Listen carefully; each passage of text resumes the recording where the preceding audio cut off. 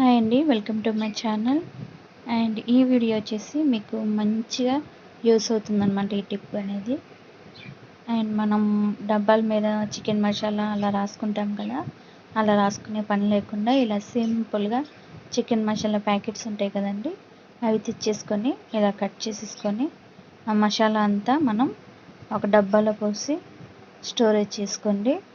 And ఇలా ప్యాకెట్ని ఇలా cut చేసేసి డబ్బాకి అతికిచ్చేసేయండి. మనకి వైట్ ప్లాస్టర్ వచ్చింది కదా, దాన్ని పెట్టి అంటించేసుకోండి. మనకు కనిపిస్తుంది అండ్ మనం రాసుకునే పని ఉండదన్నమాట.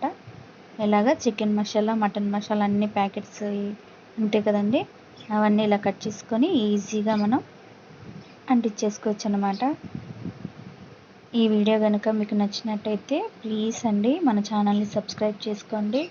కొత్త ఛానల్ అండి, ఇది కొత్తగా పెట్టాను.